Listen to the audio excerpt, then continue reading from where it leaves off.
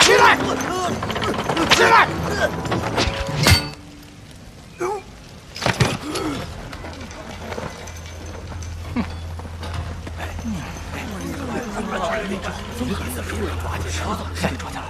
俺老孙此番前来，是为了带你们神不知鬼不觉的离开这个鬼地方。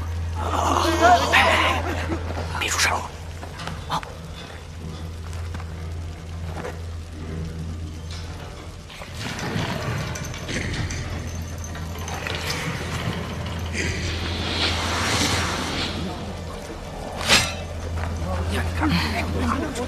不有事吧？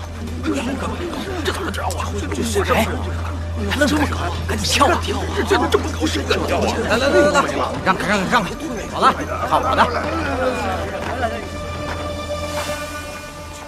跳！这么安全，要不你先做个示范？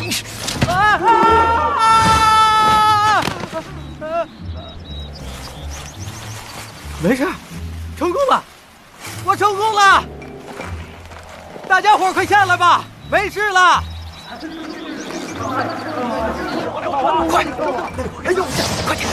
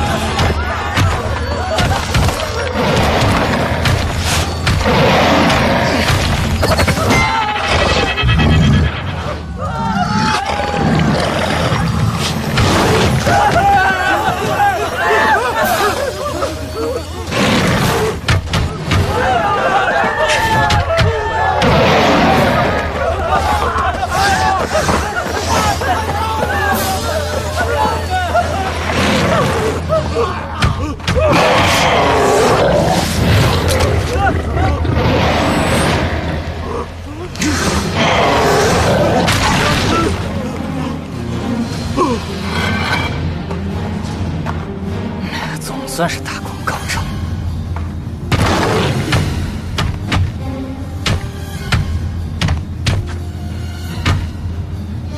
别着急，他们不陪你玩，俺不陪你玩。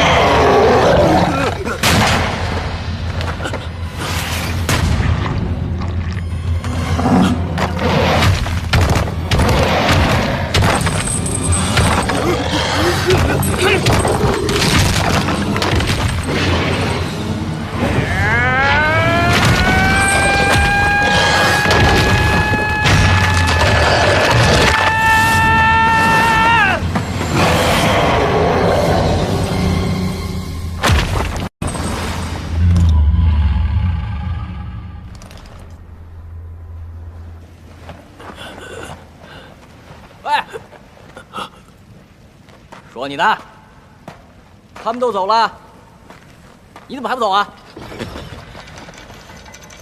我不能走，我得留在这儿。留在这儿？哎，你不会是刚刚被吓傻了吧？去！哎，乖，走！哎呀，你别管我，我走不了。我才懒得管你呢！走！哎呀！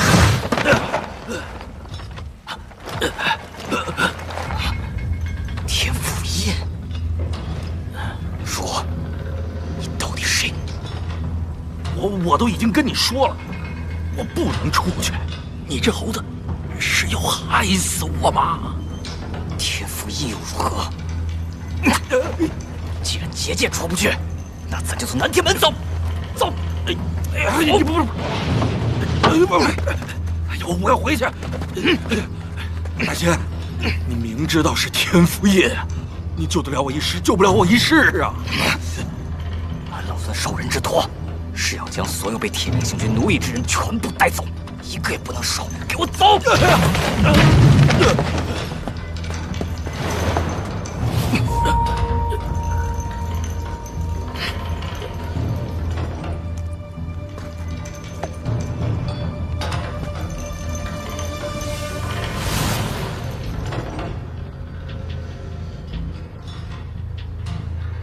二郎，大胆妖猴，天威浩荡，岂容你在此轻易冒犯？速速放下此人，随我回凌霄宝殿，伏法认罪，否则……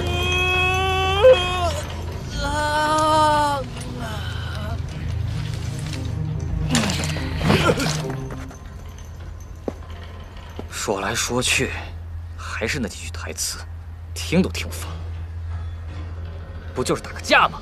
哪有那么多废话？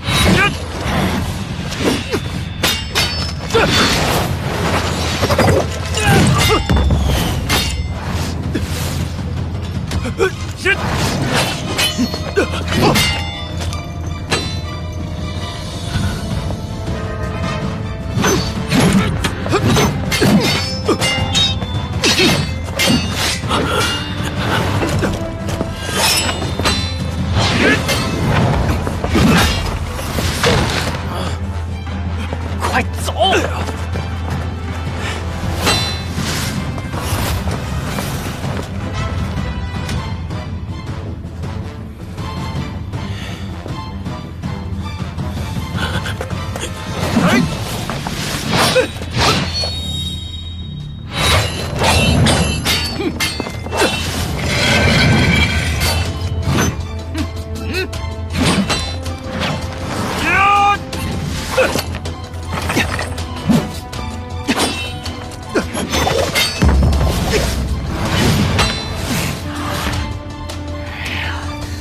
真是难缠。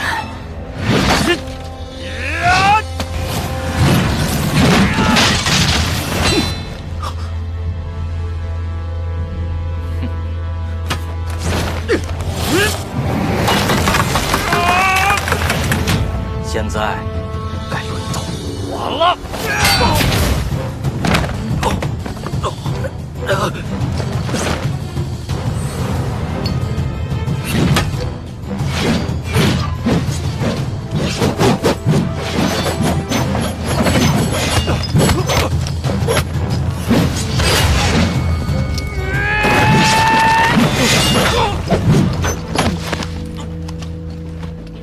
二郎，你这妖猴，我给你骗了啊！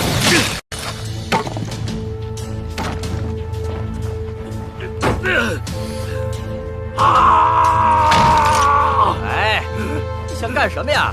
别闹了，行不行？走了。哎呀，走了。你们谁都不许离开！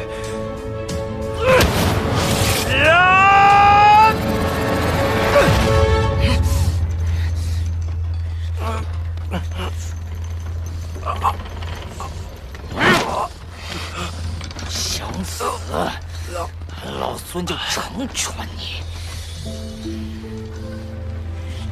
住手！放了他，我现在就跟你走。放开他！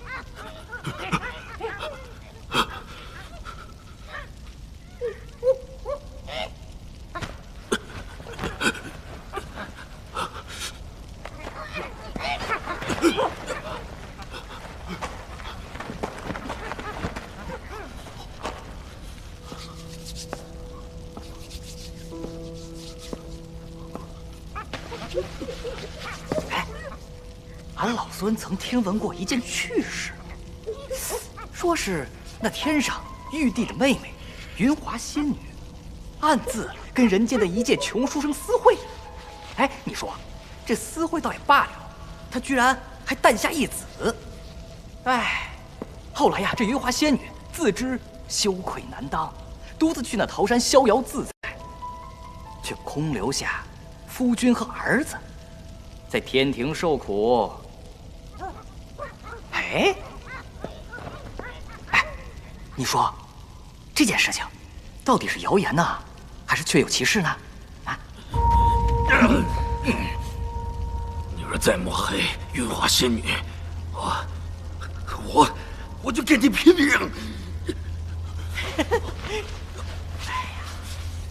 冷白，哎，想不到你杨天佑竟然还有点骨气。来，把这汤药喝下去，它能够暂缓你体内天赋印的毒性，这样你也能好受一些。哎，喝吧。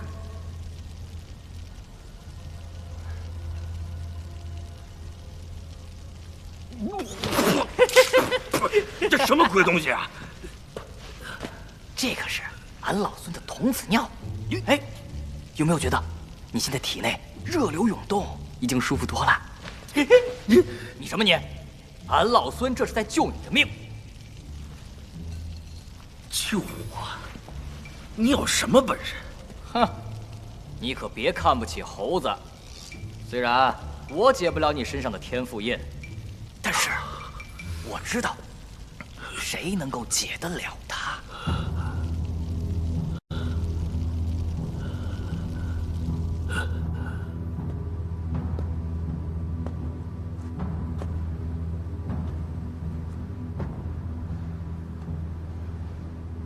没用的东西！身为天庭守门，居然让那猴子带着犯人从眼皮子底下逃走。你看那猢狲在下界耀武扬威的样子，天庭的脸都让你给丢尽了。谁知道是不是他故意放走的？咱们这位天官身上可流着一半凡人的血。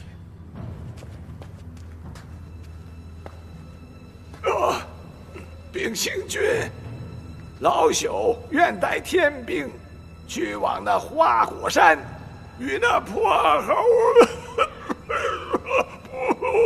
猴一战，扬我天威，望行君恩准呐！大哥，是不是得肺痨了？不碍事，不碍事。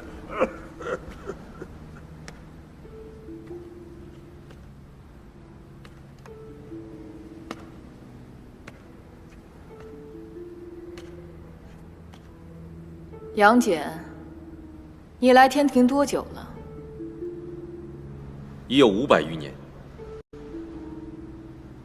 已经那么久了，居然连把像样的兵器都没有，是本座怠慢了你。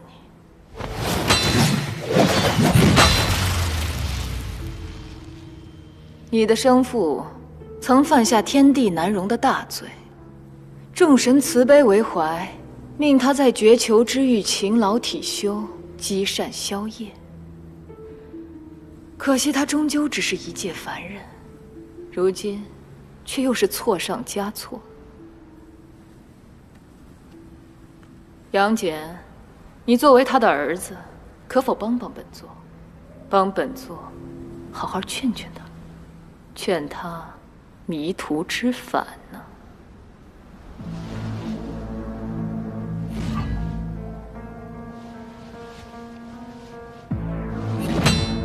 若那妖猴此番还想阻拦，如今的你，凭着手中的3尖2刃刀，已可与他一战。属下定不负星君所托。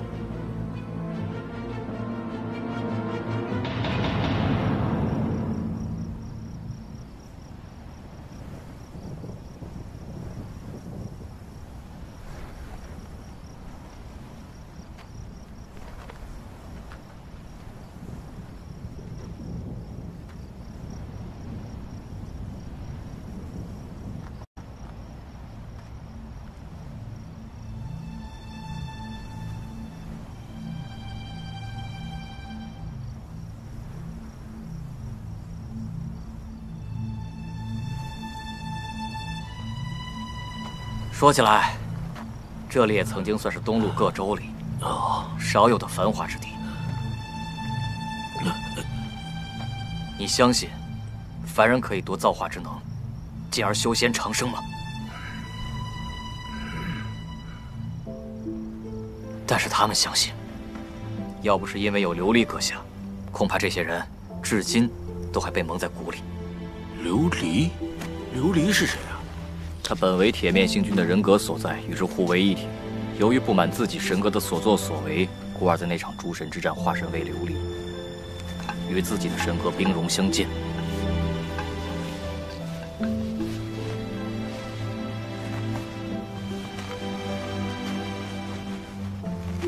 他就是我之前跟你说过的，能够解你身上天符印的人。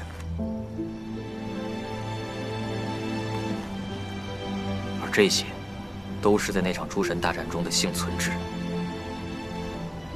百年以来，他们因为体内怨气积累，久聚不散，故而化作夜妖。后又在此等候百年，为的就是有朝一日，能够有人从铁面星君的手里把他们的亲人给救回来。我明白了，所以你不辞辛劳到天庭上去解救我们，就是这个原因吧？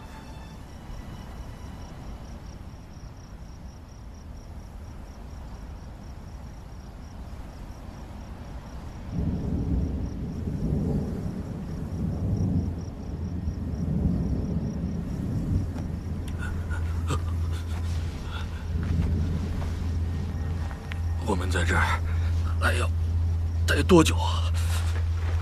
我快撑不住了。你急什么？要不，俺老孙再给你来一泡猴尿，让你驱驱寒？不，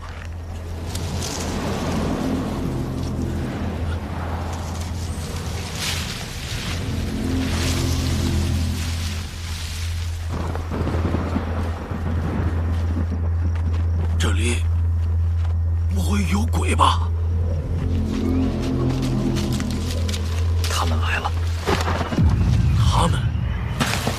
他们是谁啊？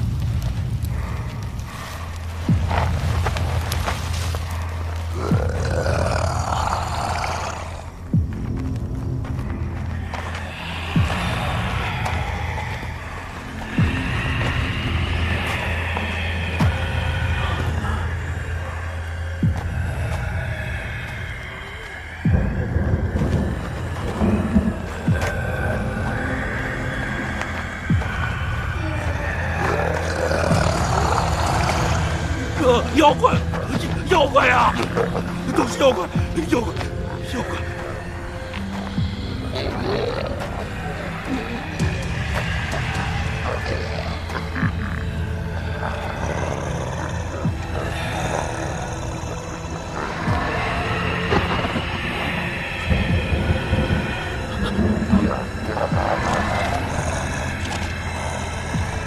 啊！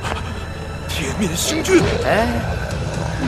那个是琉璃，不是天上那个疯婆娘。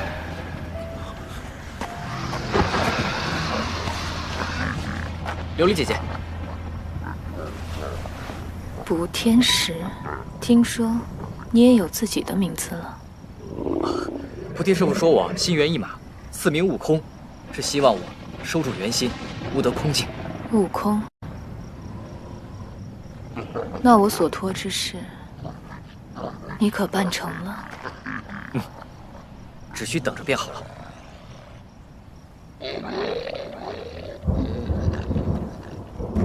啊，此人与青崖村同命相连，如今却命在旦夕，还望琉璃姐姐能够出手相助。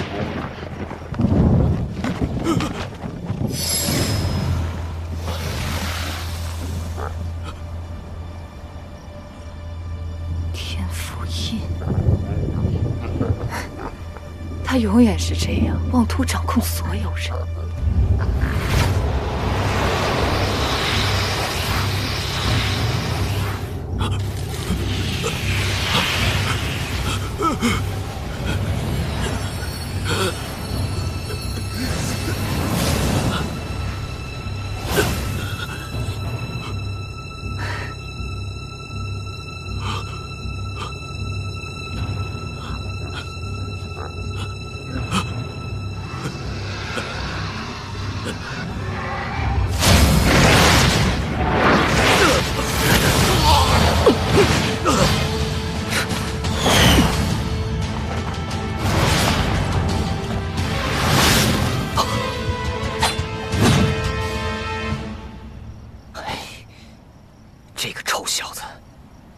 来晚不来，偏偏这个时候来。二郎，你看，解开了，我的天赋页终于解开了。胡闹！我还以为是谁回来了，没成想，竟是一个小小的天兵。此人是为了他的父亲而来，对青崖并无恶意，阁下不必与他一般计较。你且看看他的样子，像是要放过我们吗？多年之前，你率青崖众生对抗天庭，星君念及旧情，放你一条生路。可你已经不知悔改，怎样？沦为夜妖。我说的没错吧？今天我正好要捉拿妖猴，顺便把你一网打尽。住手！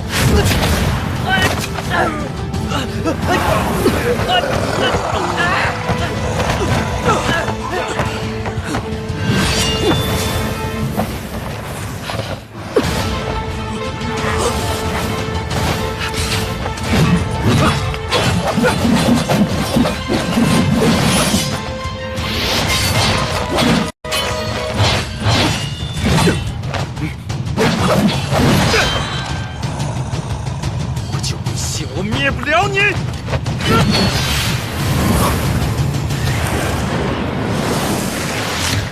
这3尖2刃刀可伤不了我。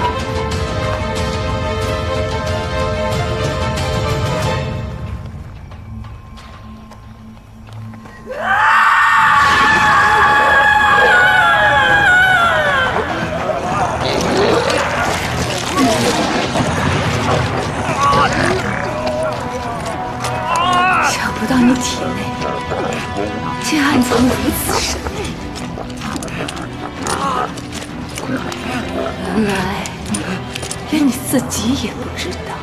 妖焰火中！哦，是啊，那你又是什么？想想你为天庭出生入死，他们又是如何待你？你的母亲，她把你生下，却又像野草一样把你丢掉。你愿被压在桃山之下，也不愿意见你父子2人一面。你胡说！你父亲被困绝囚之狱，生不如死，他让你成为大家口中的异类，每天饱受屈辱和践踏，让你们父子2人成为天地之间的耻辱，众生口中唾弃的蛆虫。难道这些你都忘了吗？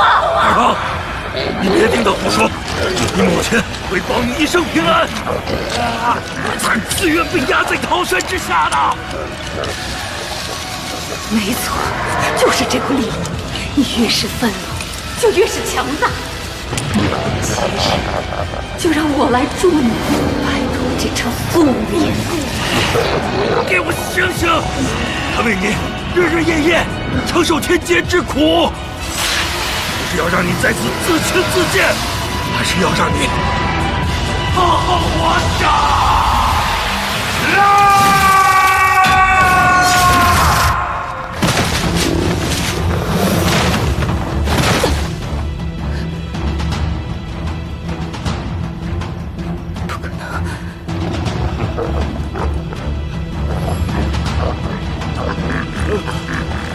二郎，没事吧？没事。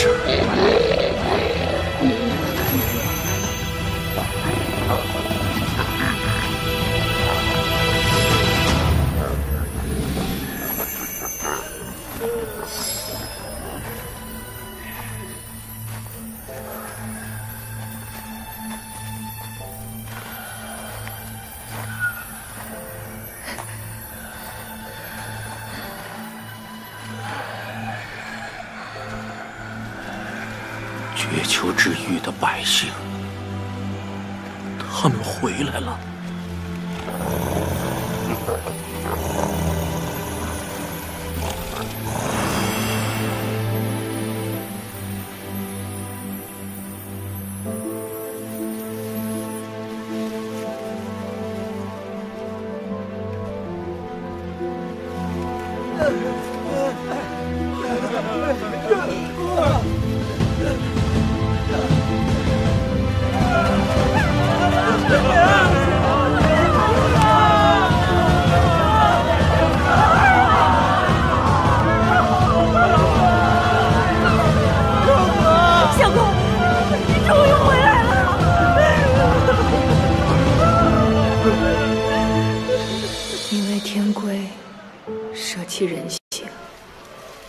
我为自由摒弃身血。我以为我摆脱了你，但却没想到，我还是成为了你。原来错的是我呀！如果你娘能回来，我们一家人也能如他们那般团聚了。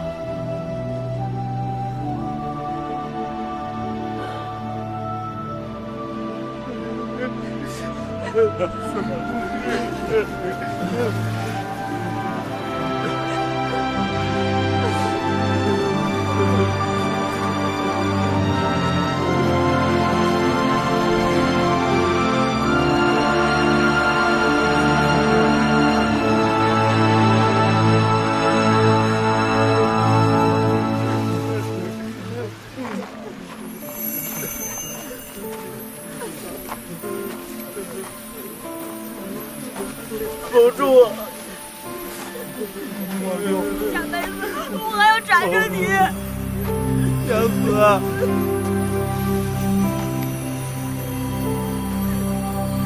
我还能倾家倒地。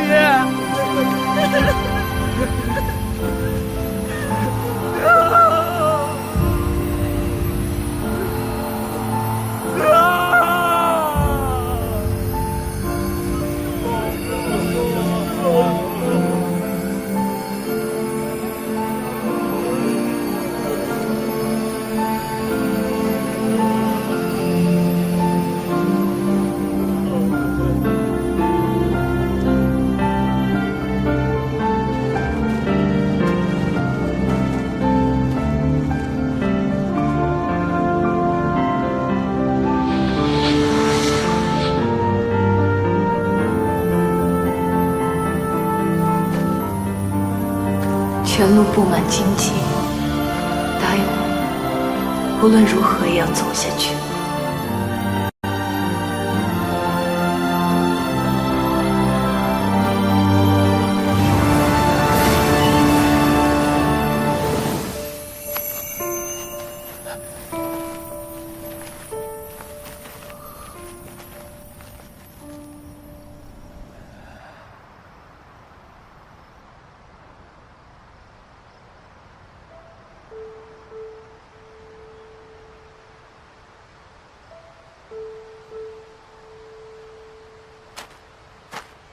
唉，才知道你儿子在天庭这么受委屈，真不容易。哎，不如你去劝劝他，让他跟随安老孙去花果山。安老孙，哎，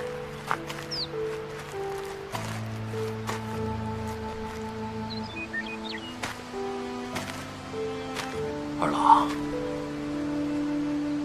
不逃了。把我送回天庭吧。好不容易才逃出来，干嘛想回去？是我拖累了你母亲，我不想再拖累你了。儿子，把我交给天庭吧。不知道咱们家的树屋还在不在？什么？你还记得回家的路吗？记得，我记得。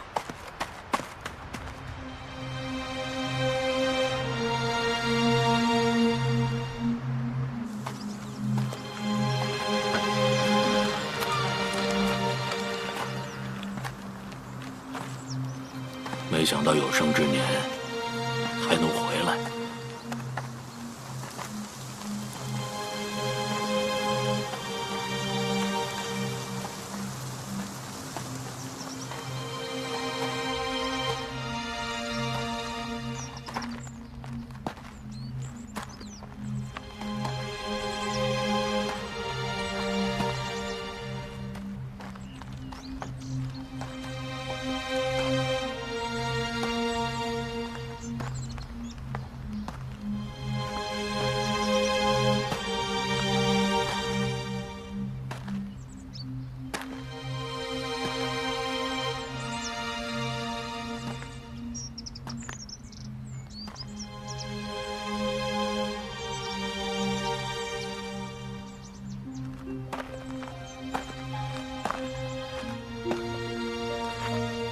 你小时候啊，特别喜欢哭，你娘亲就拿这个风车哄你，你看着它转呀转的，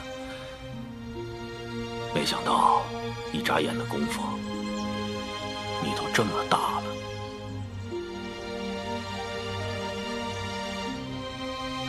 对，都这么多年过去了。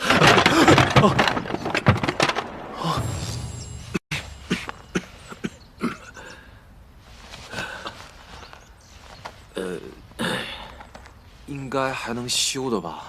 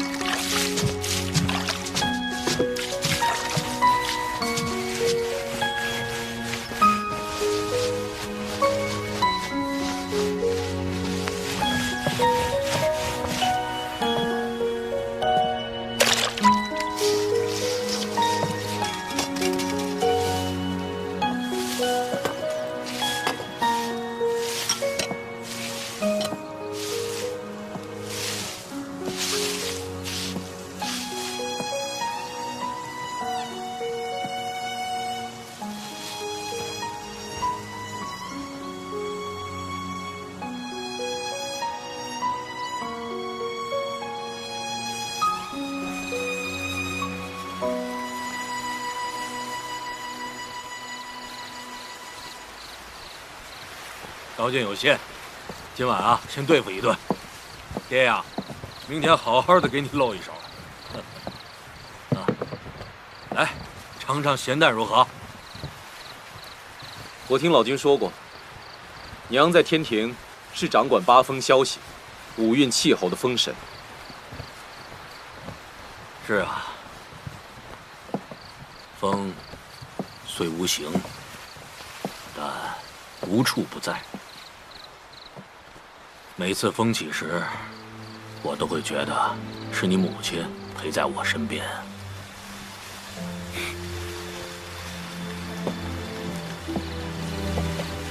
哼，我终于明白为什么娘会看上你了。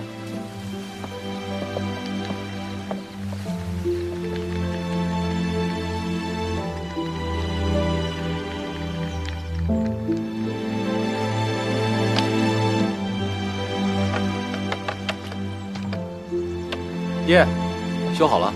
哎，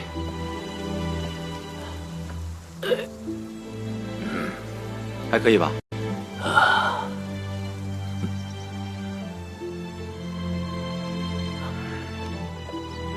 哪里不对劲儿吗？二郎，你都想好了？你可知，咱们是逃不掉的。凡人就是凡人，哪怕在天庭活了这么多年，还是改不了低贱的气息。爹，啊，屋里的粥怕是快熬干了，进去帮我看看。好的，好的。大胆杨戬，蔑视天威，徇私枉法。星君慈悲，命你速速写此罪奴，随我回太阴宫伏法认罪，否则……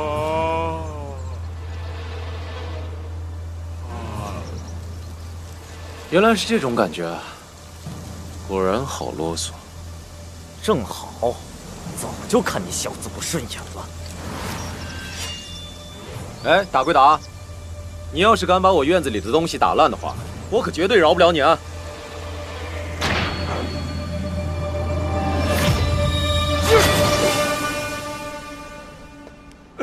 我好心好意劝说杨戬回来，谁知他执迷不悟，非要与那罪奴待在凡间，还说三位，还说，总之气焰嚣张，我当然不能让三位长辈受辱啊！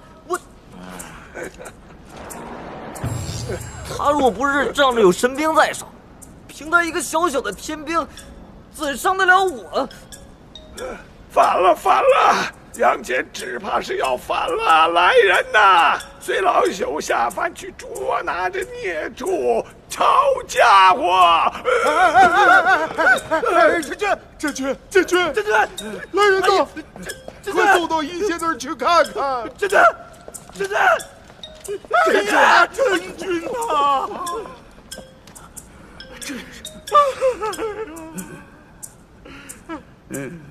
你说，老君他一向公允秉正，怎么教出杨戬这个离经叛道之徒？这要是传出去啊，老君的颜面何在呀？老君和二郎本无师徒之名，是二郎不长进，这不怪老君。只是这铁面星君出关在即，他的脾性你我是知道的。此事若是让星君大人知道了，二郎恐是在劫难逃啊！二位声再大点儿，老夫耳背，听不出你们话里有话。也罢，待老夫亲自下凡走一趟。老君留步啊！这杨戬是自家孩子，这前边路长着呢。这孙悟空可是个外人，而且他犯下了大忌。咱们可给自家孩子留一个在铁面星君面前赎罪的机会呀！老夫自有分寸。好，真是高明。二郎啊，你这么单肩背这个箩筐不行啊！怎么了？会把肩膀背坏了。你就别管我了，我就爱这样背。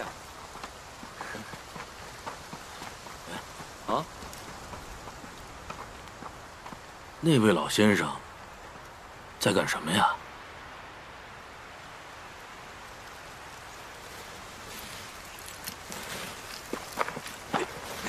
老人家，您在干什么呀？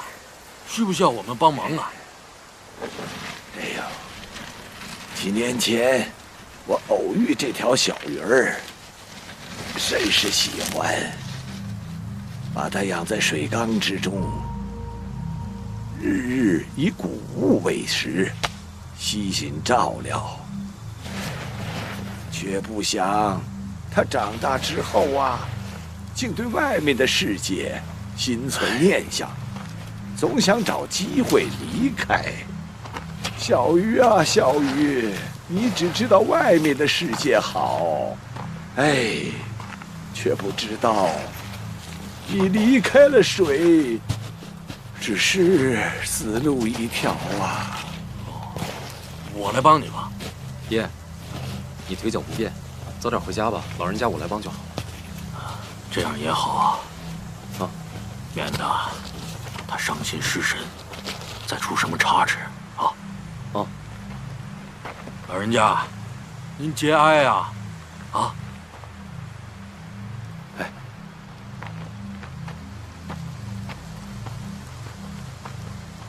唉。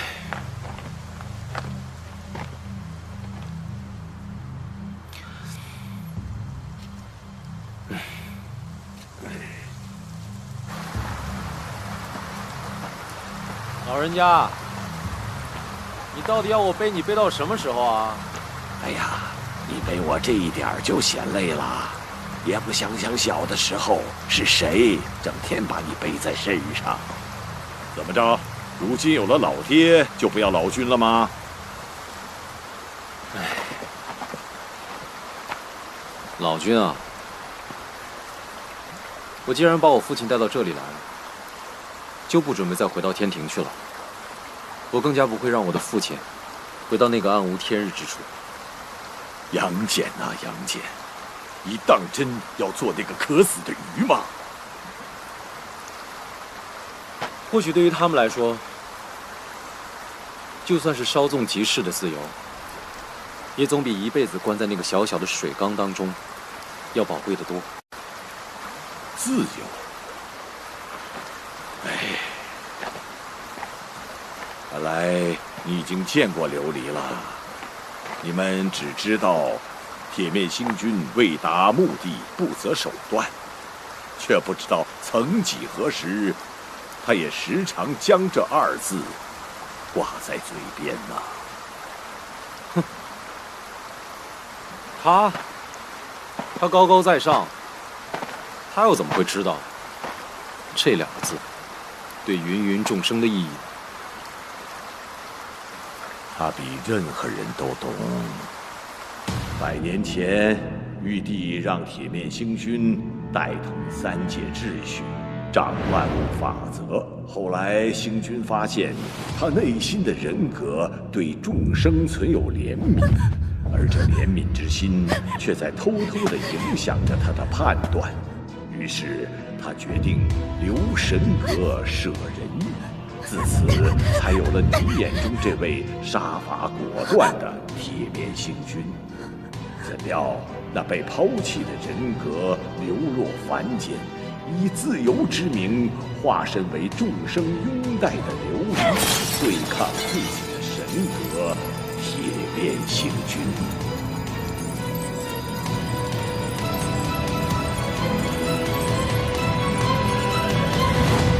可以选择你的自由，但近日来孙悟空自称齐天大圣，闹得天庭数日不得安宁。这关我什么事啊？孙悟空带你父亲大闹绝球之域，如果没有个交代，他和你父亲都逃不掉。你了解铁面星君，他是不会放过你父亲，为此善罢甘休的。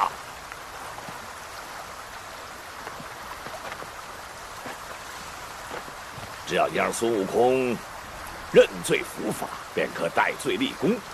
相信杨天佑一事，星君定会网开一面的。你说呢？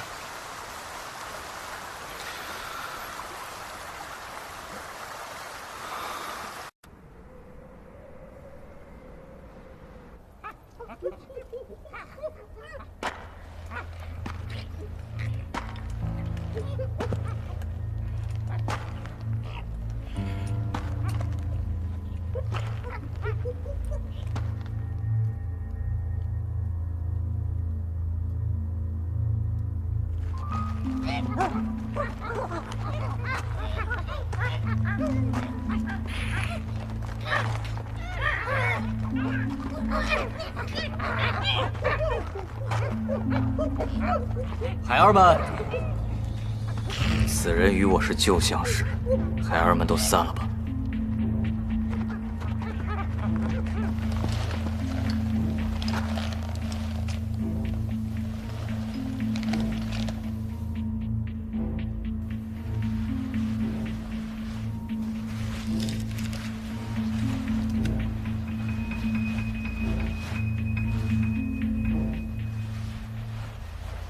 想俺老孙号称齐天，骄狂一世，从不曾把任何人放在眼里，却不曾想，如今也落到这步田地。杨戬，你今日前来，可也是和铁面星君一样来取俺老孙的性命。作为天兵，如果你执意反抗，我一定会不惜一切拿你性命的。只不过作为朋友的话，我只想劝你一句：你一路走来，虽然成全了你自己，但是你有没有想过他们？难道你真的想看到他们成为你骄傲与固执的牺牲品吗？别让花果山成为第二座青崖了。谁跟你是朋友？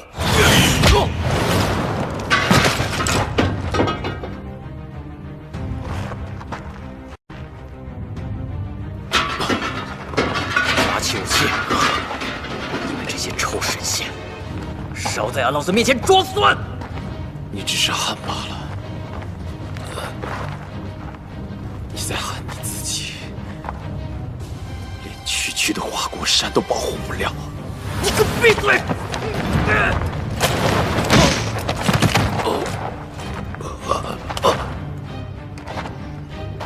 你喊自己自称齐天大圣，可是在这天地间，一切只是一只无人在意的时候。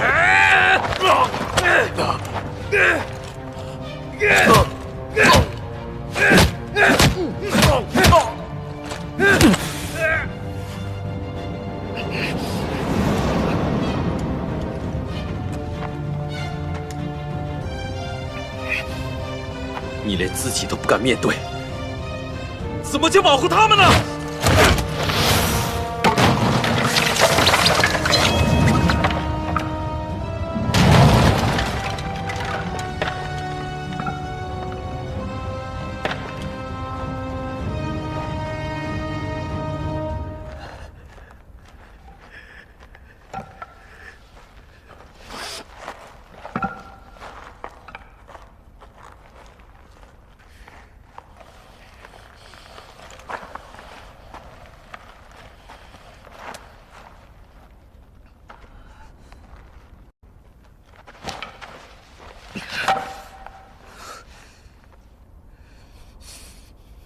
跟我回去吧，不管发生什么事，我们一起面对。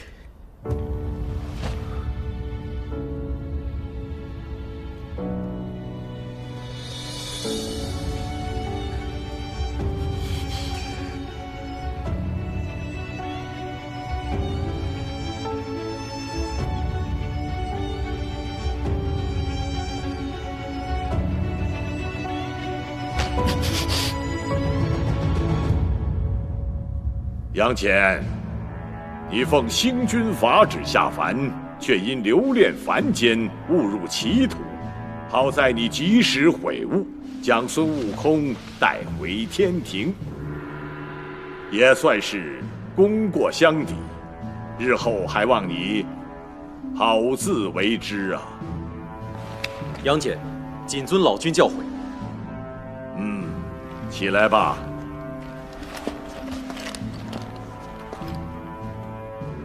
悟空，你目无法纪，屡犯天条，创下诸多祸事，你可知罪？俺老孙既然来了，就能接受所有的处罚。你行迹恶劣，本该严惩，但天恩浩荡，念你乃女娲补天之时所化，身负天地灵气。只要你潜心养马500年，日日忏悔思过，便可将功补过。你可愿意接受？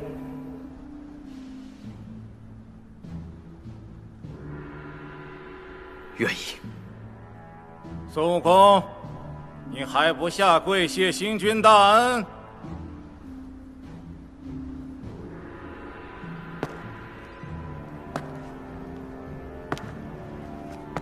俺老孙早就说过，此生不归任何人。你这泼猴！天兵天将何在？拿下！不必了。悟空，星君大度，不与你计较，还不快去御马监？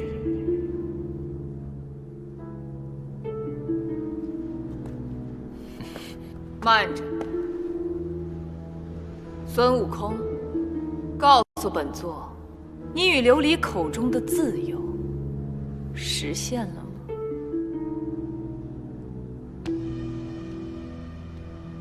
带他上来。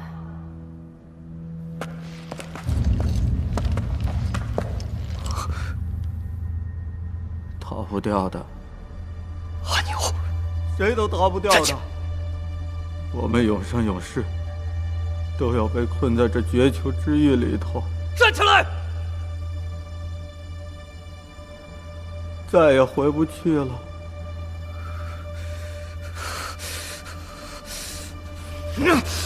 我就知道，从一开始你就没打算放过我们。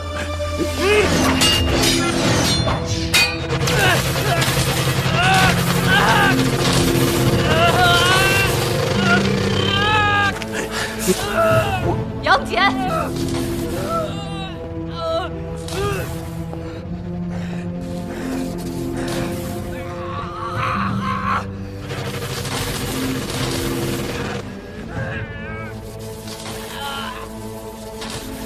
杨戬，我知道，这些年来你一直被这非人非神的身份困扰着。此物名为九转仙丹，它可助你父亲永脱肉体凡身，远离生死之苦，飞升成仙。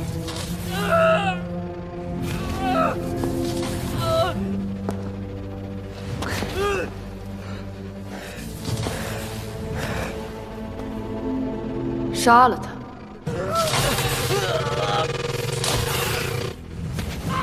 你的父亲就可以成为跟我们一样的神。你的母亲与凡人结合，诞下了你。他那被众神所不齿的罪责，又将从何谈起呢？从今往后，在这九霄之上，将再没人看不起你们。杀了他！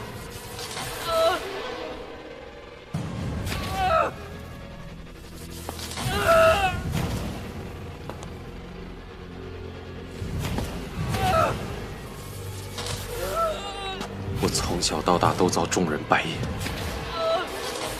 思念父母而不得团聚。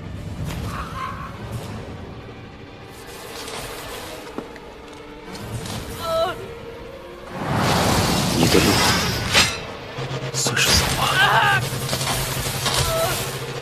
可是我的路还要继续走下去。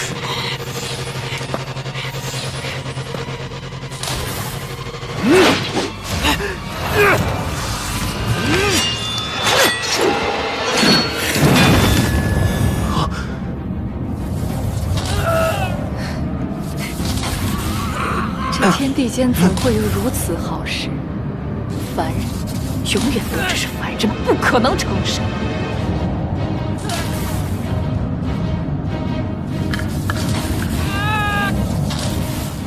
杨戬，看来你不傻了。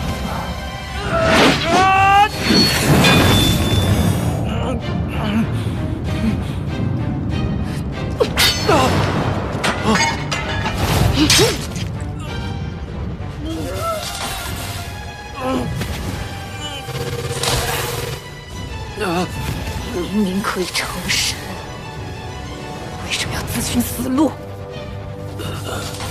因为有些东西你能舍掉，可我舍不掉。老君，交给你了。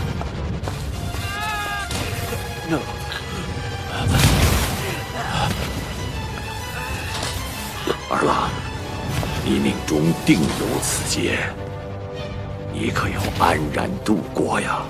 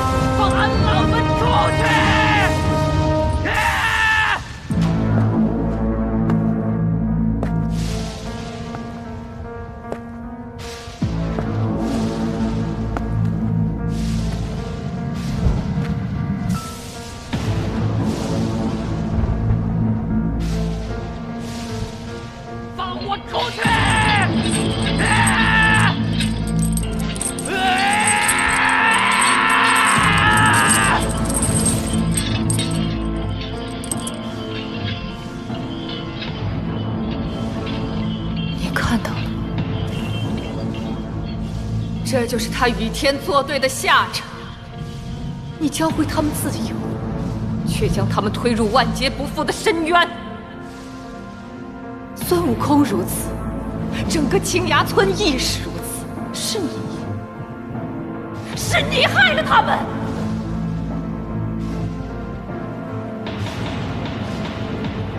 我没有错，错的是你。我没有错。我一点错都没有，是你害了他们，是你的错。今日，我便引9天玄雷将这国侯形神俱灭。我要让这3界明白何为秩序，我让这众生不敢妄动执念，我让这万物再无放肆可言。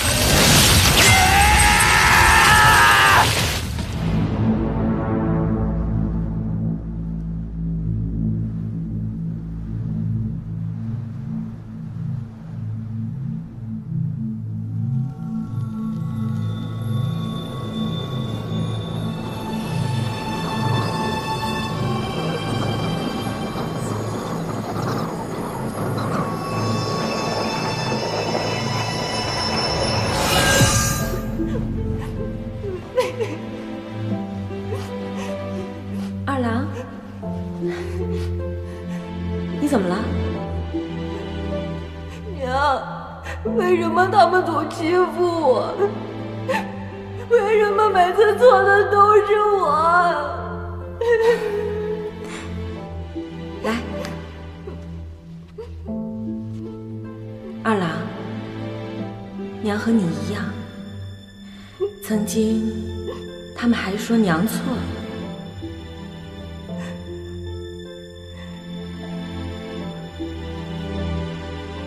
乌兰呢？后来娘就有了你呀。你让娘成为了天底下最幸福的人。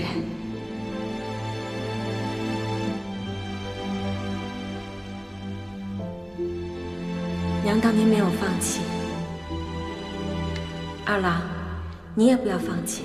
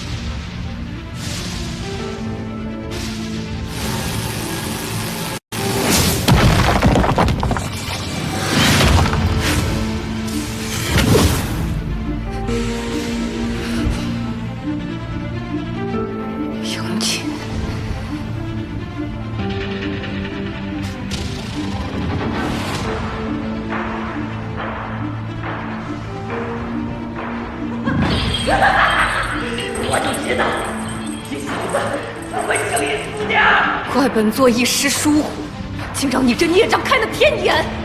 铁面星君，神性和人性本该共存，两者缺一不可。可你身兼仙职，却连自己都接纳不了，又如何接纳众生呢？一派胡言！凡人如草芥，死不足惜。只有神，才是这天地间至高无上的存在。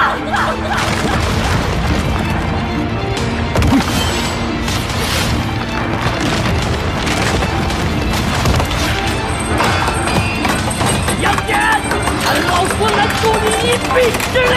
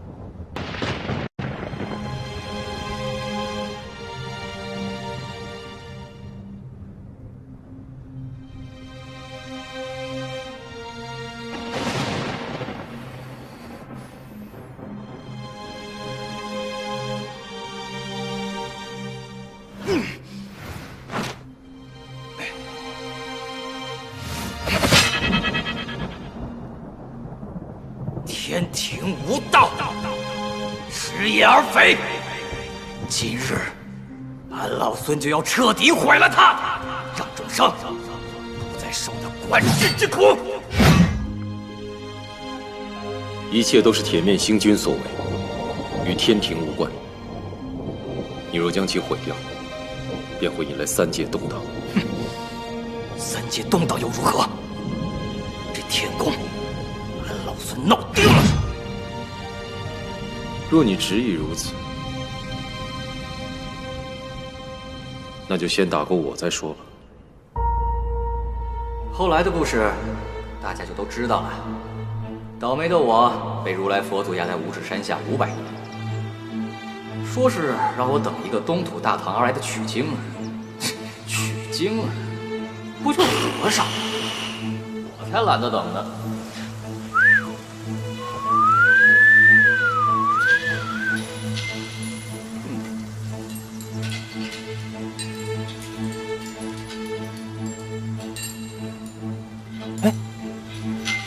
喂，是你吗？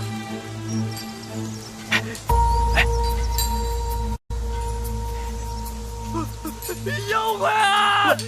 喂！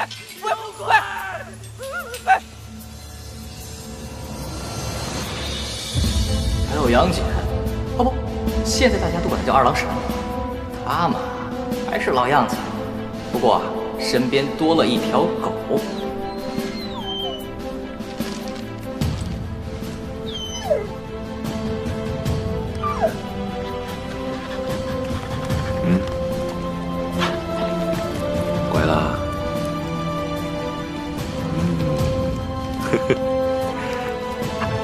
喂，喂，去哪儿啊？